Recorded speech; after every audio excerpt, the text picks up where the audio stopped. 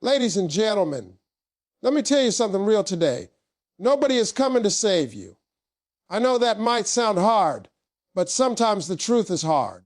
You keep waiting on a phone call, a breakthrough, a miracle, a lucky moment, but life does not work like that. The moment you truly change is the moment you accept full responsibility for where you are and where you're going.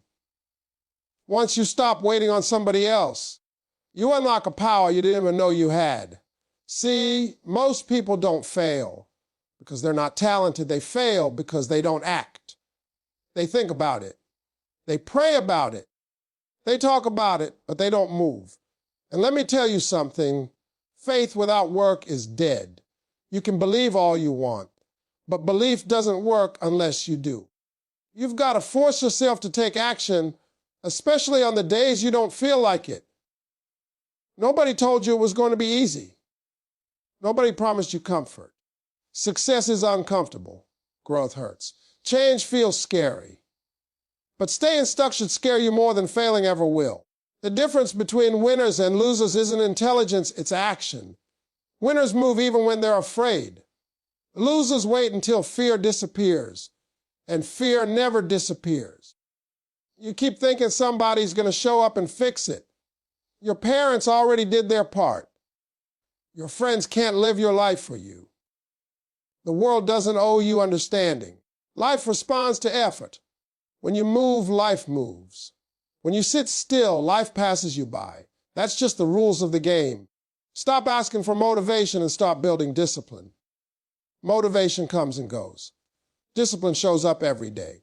Discipline says, I don't feel like it, but I'm doing it anyway.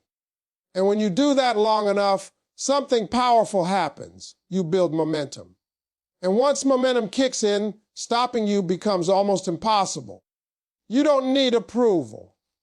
You don't need everyone to believe in you. You need to decide. Decide to wake up earlier. Decide to work harder. Decide to stop making excuses. Decide to become who you said you wanted to be. Because the truth is simple: if you don't save yourself, nobody else will. Force yourself to take action today, not tomorrow, not next week. Right now, your future is waiting on the move you're afraid to make. Most people want success, but very few want responsibility. They want the results without owning the process. They want the reward without accepting the weight that comes with it. The real turning point in any person's life happens the moment they stop blaming circumstances and start owning their choices.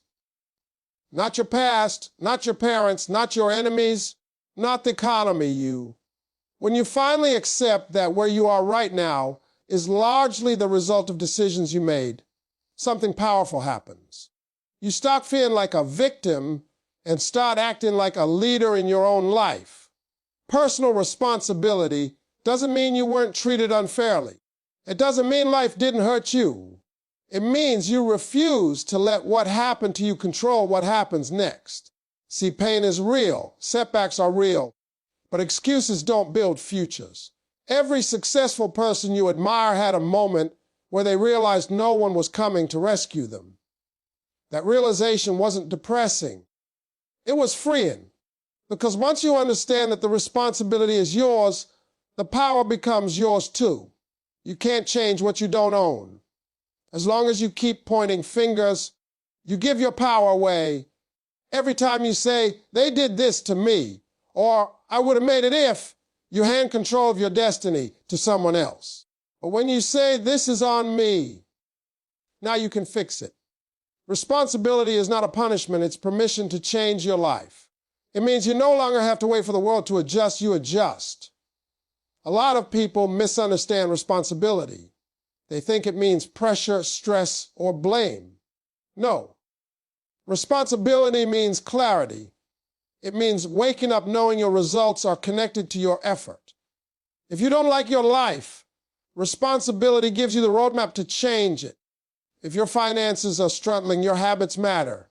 If your dreams aren't moving, your actions matter. If your growth is slow, your discipline matters.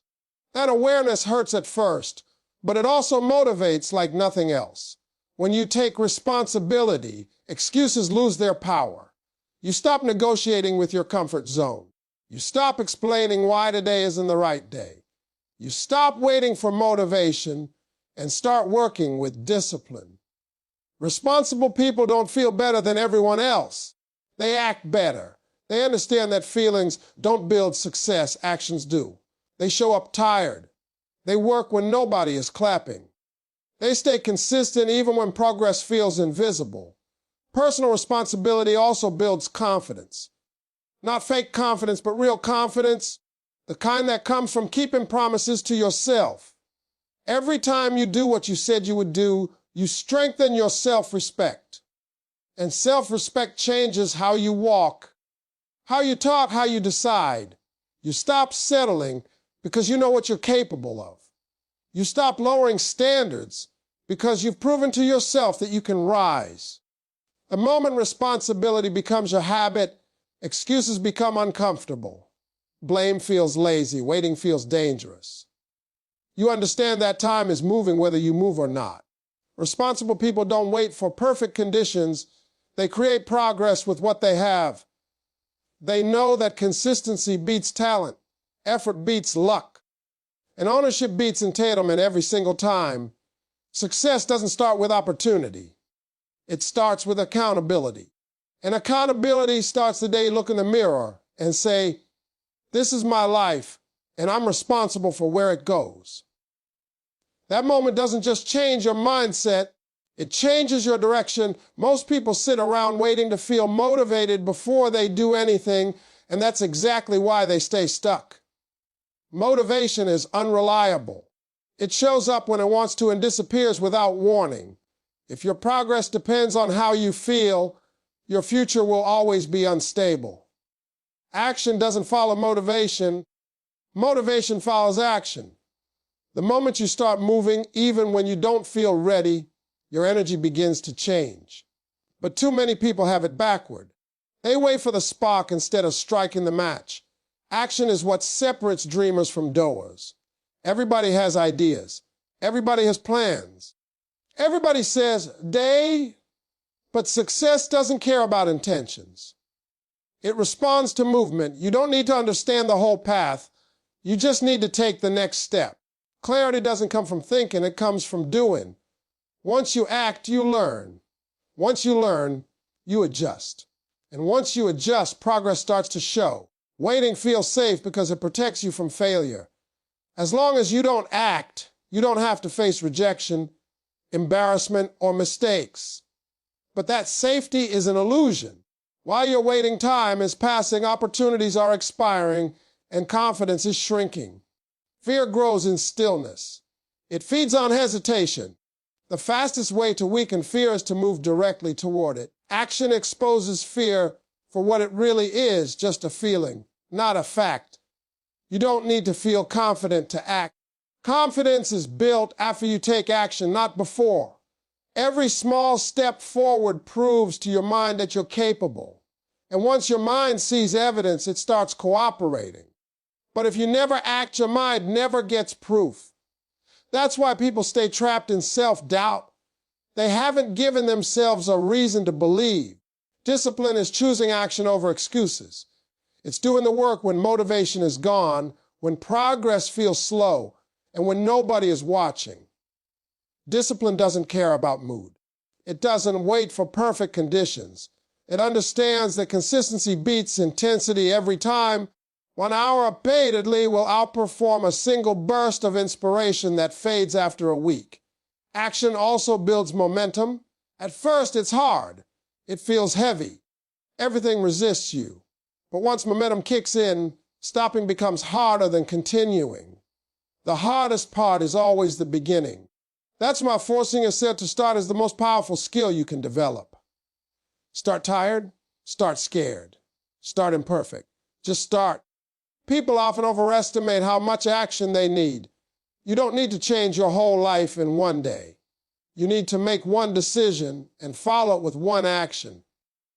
Then another, and another. Those small actions compound. They stack. They quietly reshape your identity. One day you look back and realize you're no longer the person who waits, you're the person who moves. Action turns potential into reality. Without action, talent is wasted, dreams rot, and time disappears. The world doesn't reward those who feel ready. It rewards those who are willing to move before they are. Every step you take teaches you something you could never learn by standing still. And once you understand that waiting no longer feels safe, it feels expensive. Waiting has ruined more dreams than failure ever could. People convince themselves that help is coming, that someone will notice their potential, that the right connection or perfect opportunity will appear at just the right time. That belief feels comforting, but it's dangerous. Life does not reward those who wait to be chosen. It rewards those who choose themselves. The moment you realize no one is responsible for rescuing you, your mindset begins to shift from hope to ownership. Depending on external help keeps you passive. It trains your mind to look outward instead of inward. You start measuring your progress by what others do for you instead of what you do for yourself. And the longer you wait, the heavier waiting becomes. It slowly erodes urgency. Days turn into years, and suddenly you're explaining why you never started instead of celebrating how far you've come. The truth is, people are busy saving themselves. Everyone has their own battles, their own fears, their own priorities. Expecting someone else to carry your dreams is unfair to them and damaging to you. When you accept that, you stop feeling abandoned and start feeling empowered. You no longer see the absence of help as rejection. You see it as a signal to step up. Waiting for help also weakens confidence. Each day you don't act reinforces the belief that you can't move without permission or support. Over time, that belief hardens into identity. You stop seeing yourself as capable and start seeing yourself as dependent. Breaking that cycle requires a conscious decision to act without guarantees, without applause, and without reassurance. Self-reliance doesn't mean you never receive help. It means you don't depend on it to begin. The strongest people move first and attract support later, once others see your effort, momentum, and commitment. They're more likely to join you. But help follows action. It rarely precedes it. The world respects movement, not potential. When you stop waiting, your standards change. You stop asking, what if I fail? And start asking, what if I don't try? That shift alone changes behavior. You become proactive instead of reactive. You stop spending time explaining your situation and start spending time improving it. You realize that even small actions done consistently can outperform waiting for one big break. There's also a hidden cost to waiting that people don't talk about: regret. Regret doesn't come from doing too much. It comes from doing too little, from not speaking up, from not starting, from watching others live the life you imagine for yourself. That regret is heavier than rejection, heavier than failure, heavier than hard work. And once time passes, you can't negotiate with it. Choosing yourself requires courage. It means acting when no one is clapping, when results aren't immediate, and when doubt is loud. But each time you move without help, you strengthen trust in yourself. You prove that you don't need rescue, you need resolve. And resolve changes everything. When you understand that no one is coming to save you, you stop waiting at the door and stop bidding your own way forward. You become the help you were hoping for. And from that moment on, progress is no longer delayed by expectation. It's driven by action. Excuses sound reasonable, but they are expensive. They cost time, momentum, confidence, and eventually self-respect. Everyone has excuses. Being tired is real. Being afraid is real. Being overwhelmed is real. But excuses don't care about your dreams, and success doesn't negotiate with them. The difference between people who change their lives and people who stay stuck is not who has fewer problems. It's who refuses to let excuses make decisions for them. Discipline is doing what needs to be done even when every excuse feels valid. It's choosing progress over comfort. Comfort always asks for today. Discipline thinks about tomorrow. Excuses speak softly and kindly. They say, "You deserve a break. Start tomorrow. You've already done enough." Discipline is quieter but stronger. It doesn't argue. It simply acts. And over time, that quiet consistency becomes unstoppable. Most people don't realize how dangerous excuses are because they don't show up as failure. They show up as delay. Delay feels harmless. One missed day doesn't seem like much. One skipped workout, one unfinished task, one postponed decision, it all feels small. But excuses compound just like habits do. What starts as rest slowly becomes avoidance. What starts as patience turns into procrastination. And one day you wake up far from where you intended to be. Discipline creates structure when motivation disappears. Motivation is emotional, discipline is intentional. Motivation depends on how you feel. Discipline depends on what you decide. Feelings change. Decisions shape identity. Every disciplined action sends a message to your mind. I can be trusted. Every excuse sends the opposite message. Over time, you become who your habits say you are, not who your intentions claim to be. Excuses protect the ego but sabotage the future. They keep you comfortable by avoiding risk, rejection, and effort. Discipline accepts discomfort as the price of growth. It understands that growth always demands sacrifice of time, ease, and sometimes approval. Disciplined people don't enjoy discomfort. They simply value results more than relief. When discipline becomes your standard, excuses start to feel uncomfortable. Skipping the work doesn't feel like freedom anymore. It feels like betrayal. You begin to crave consistency more than convenience. You stop asking if you feel like it and start asking if it aligns with your goals. That shift changes how you move through life. Discipline also simplifies decisions. When standards are clear, there's less debate. You don't negotiate with yourself every day. You already know what needs to be done. That clarity reduces mental fatigue and builds momentum. Instead of wasting energy deciding, you invest energy doing. People often think discipline is harsh or restrictive. In reality, it's freeing. It frees you from guilt, regret, and self-doubt. It frees you from constantly starting over. It gives you control in a world that feels unpredictable. When you're disciplined, circumstances don't dictate your effort, you do. Excuses will always be available. There will always be reasons to stop, slow down, or quit. Discipline doesn't eliminate excuses, it ignores them. It understands that progress isn't made on easy days. It's made on the days that show up but do anyway. Every disciplined action, no matter how small, is a vote for the person you want to become. And over time, those votes add up. Excuses fade. Confidence grows. Momentum builds. Not because life got easier, but because you got stronger. Fear feels powerful when you stand still. It grows in silence, in overthinking, in imagination. The mind starts creating worst-case scenarios, replaying past failures, and predicting rejection before it ever happens. But fear is not a warning of danger most of the time. It's a signal that you're standing at the edge of growth. The problem is not fear itself. The problem is allowing fear to make decisions for you. Most people believe fear disappears before action. That's a lie.